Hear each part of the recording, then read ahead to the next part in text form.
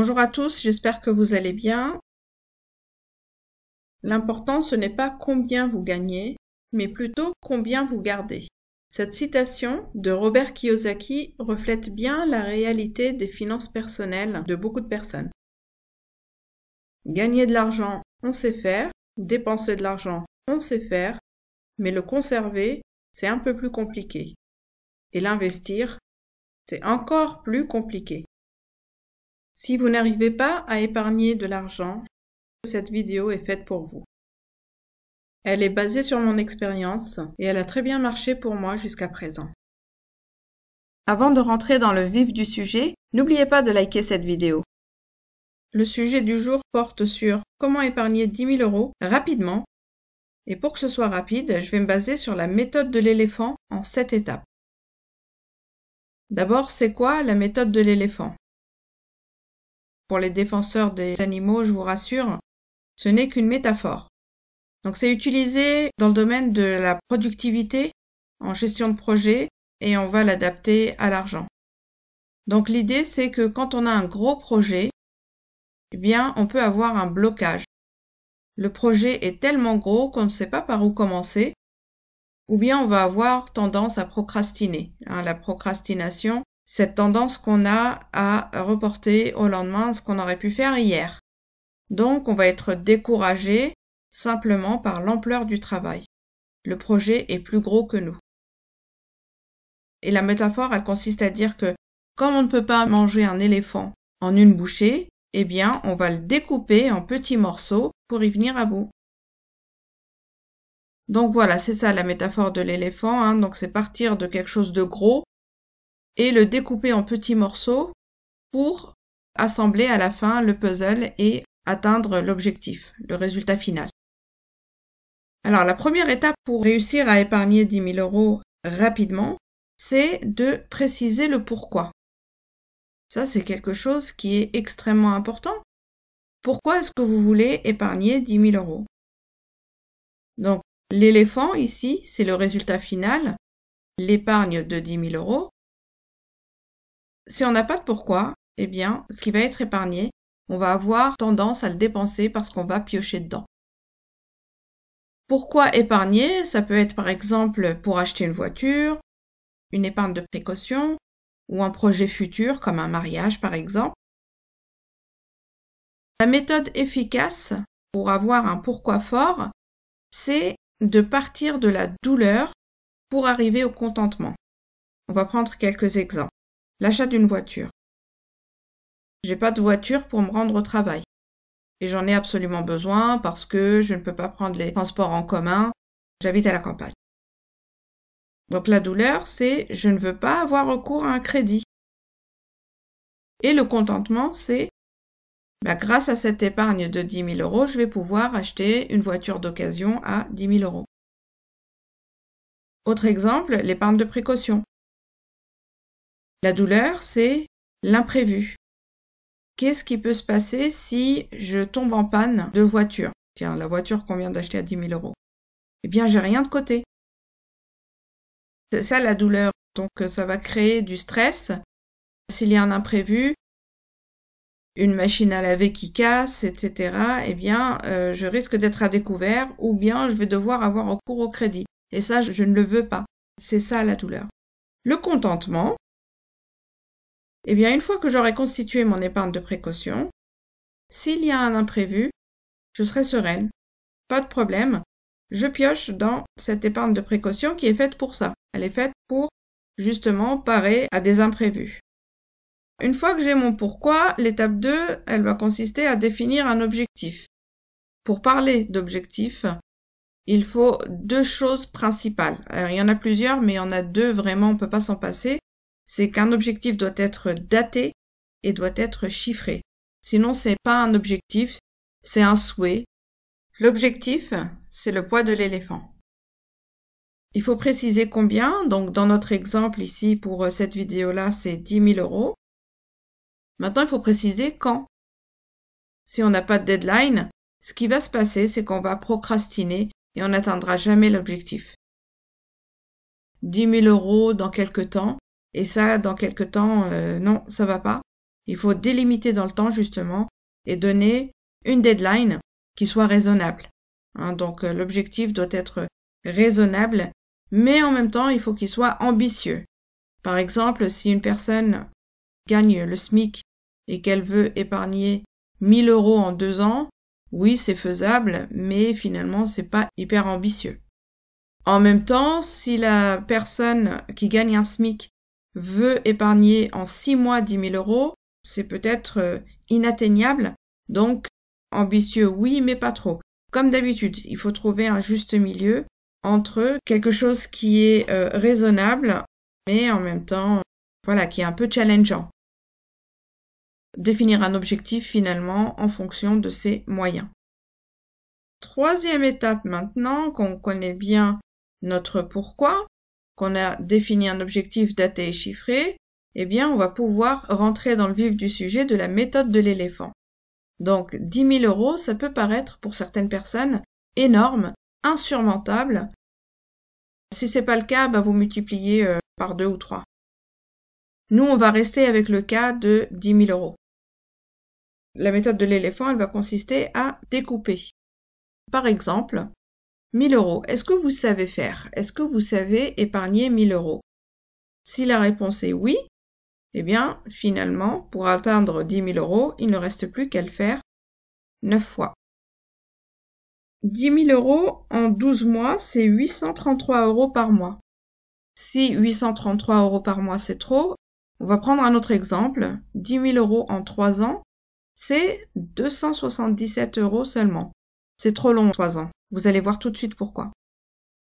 Donc, pour notre cerveau, 277 € ou 833 ou 1000 € en fonction de nos moyens, c'est jouable comparé à 10 000 €.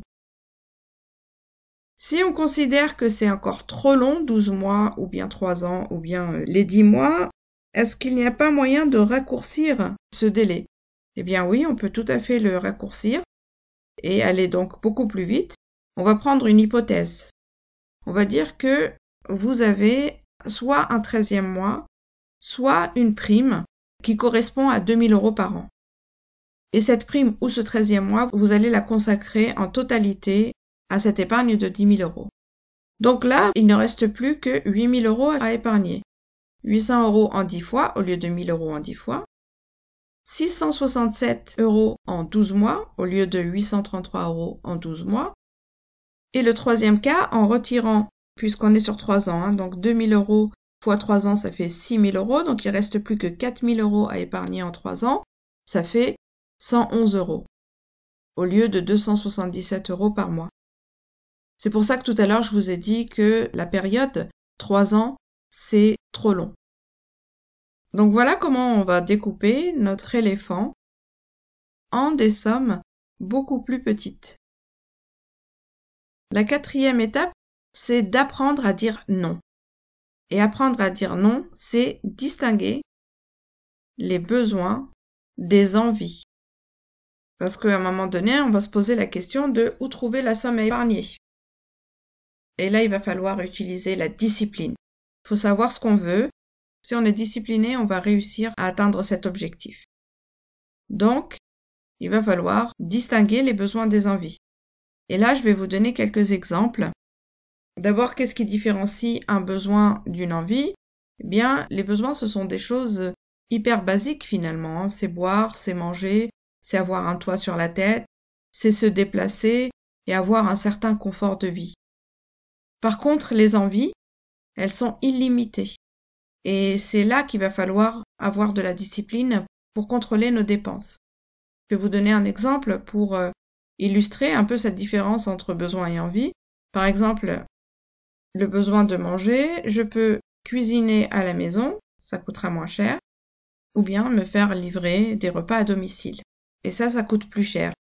Avec le nouveau phénomène, alors ce phénomène-là, en fait, il s'appelle le homing, comme home, maison. C'est le fait de rapporter des snackings à la maison. Alors ça veut pas dire qu'il faut complètement arrêter la livraison à domicile, de temps en temps, c'est vrai que ça dépanne, mais là on est en période de discipline pour trouver de l'argent, pour épargner les 10 000 €, donc ok, mais de temps en temps. pas tout le temps. Autre exemple de différence entre besoin et envie. On a besoin de se déplacer. Alors ici, on peut choisir d'acheter une voiture d'occasion parce qu'on considère qu'une voiture, c'est quoi? C'est un moyen qui permet de se déplacer d'un point A à un point B. Ou bien, une envie cette fois-ci, l'achat d'une voiture neuve. Et ça coûte plus cher. D'ailleurs, en général, on dit que pour les voitures, si on ne peut pas la payer cash, eh bien, on ne devrait pas l'acheter. Ou alors, il faut économiser. Ou alors, il faut acheter moins cher. Mais pas de crédit. Il faut éviter les crédits sur les voitures parce que leur valeur se déprécie avec le temps. Mais on peut avoir un loisir ou une passion. Là, c'est OK. Il n'y a pas de problème. Par exemple, moi, mon péché mignon, ce sont les voyages. Je suis OK pour dépenser plus dans les expériences grâce au voyage, à la découverte de nouvelles cultures. J'adore ça. Donc, je suis OK pour dépenser plus dans les voyages. Par contre, les voitures, c'est pas du tout mon truc. Et donc, je vais acheter une voiture d'occasion cash. Les vêtements aussi. Je vais pas chercher à acheter des vêtements de luxe ou bien des accessoires de luxe. Ça ne m'intéresse pas. Donc, on peut avoir un loisir, une passion dans laquelle on va consacrer plus de dépenses, mais pas dans tout. La personne qui me dit « Ah, j'adore les voitures, donc j'ai une voiture haut de gamme. Ah, j'adore les vêtements de luxe, donc elle achète des vêtements de luxe. Oh, j'adore livrer à la maison, donc c'est aussi une adepte du homing. À chaque fois qu'un smartphone sort, je l'achète. Là, ça va pas. Sauf si, bien sûr, on a les moyens plus. Et encore. Dites-moi en commentaire quel est votre péché mignon. 5e étape. Là, on entre dans la mise en œuvre. Et donc, cette étape-là, c'est de se payer en premier. Vous la connaissez, on en a déjà parlé dans la vidéo sur les 6 secrets pour atteindre l'indépendance financière. L'idée ici, à titre de rappel, c'est de se payer d'abord et ensuite payer les factures. Donc on se paye en premier le montant qu'on a décidé. Dans notre exemple, c'est soit 1 000 €. Vous voyez, c'est plus en pourcentage puisque là, on a un objectif bien défini, chiffré et daté. Donc dans notre exemple, c'est soit 1 000 €, 833 € ou 277 €, ou si on rajoute les primes, c'est un petit peu moins.